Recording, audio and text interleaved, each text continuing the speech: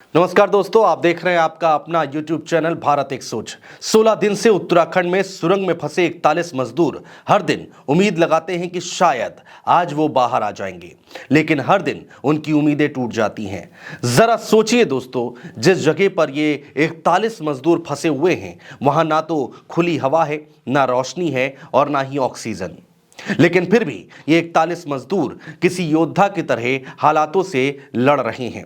इन सब बातों के बीच में कई सवाल खड़े हो रहे हैं। क्या है वो सवाल, ये भी हम आपको बताएंगे, लेकिन उससे पहले अभी के ताजा हालात क्या हैं, क्या अपडेट है, वो हम आपको बताते हैं। दोस्तों, अब इन मजदूरों को बाहर निकालने के लिए सेना की मदद ली जा रही है। भारतीय सेना मैनुअल ड्रिलिंग के जरिए रास्ता बनाने का काम करेगी।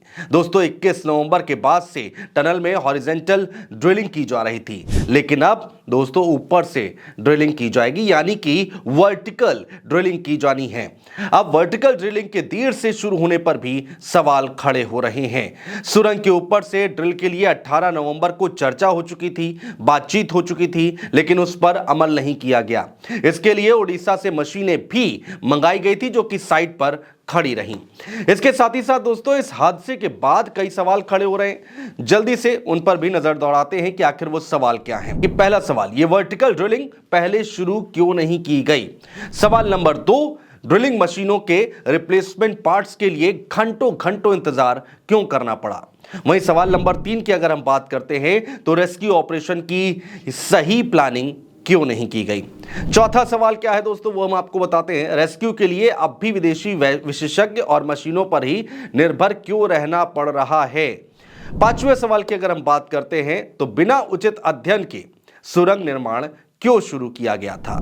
तो ये कुछ सवाल है दोस्तों, जिसका जवाब तो फिलहाल अभी किसी के पास दिखाई नहीं देता है। लेकिन बात यहीं खत्म नहीं होती है दोस्तों। टनल में ह्यूम पाइप डाले गए थे, लेकिन उन्हें हटा दिया गया। आज उन्हीं ह्यूम पाइप की वजह से कि उनकी मदद से जो अंदर 41 मजदूर फंसे हुए हैं वो आसानी से बाहर निकल सकते थे। ह्यूम पाइप हटाने के पीछे क्या कारण थे, इस पर कहीं से कोई भी सटीक जवाब नहीं मिल रहा है। जब भी कोई टनल बनाई जाती है तो उसके अंदर सेफ ट्रेंचिंग करके पूरी तरह कंक्रीट की ब्लॉकिंग की जाती है। इससे ऊपर पहाड़ी से कितना भी दबाव आए, वही कंक्रीट ब्लॉकिंग सुरंग को संभालने का काम करती है।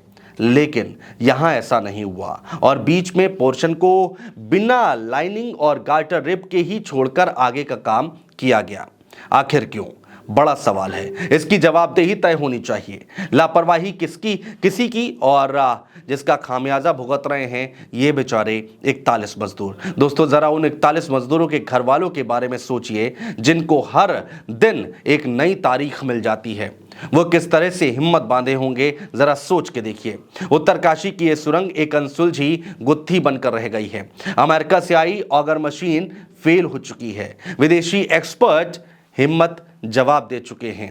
दोस्तों, हम विश्वगुरु बनने की बात कर रहे हैं, लेकिन उत्तराखंड में हम अपने 41 मजदूरों को बाहर नहीं निकाल पा रहे हैं। हम जानते हैं कि इसमें बड़ा खतरा है, दिक्कतें आ रही हैं, लेकिन क्या ऐसा हादसा हो जाने के बाद हम इतने तैयार नहीं हैं कि लोगों की जान को जल्द से जल्द बचाया जा सके। बाहरी देशों से सहारा लेना पड़ता है। भारत यानी कि हम सब इन मजदूरों के कुशल बाहर आने की कामना करते हैं। नमस्कार दोस्तों।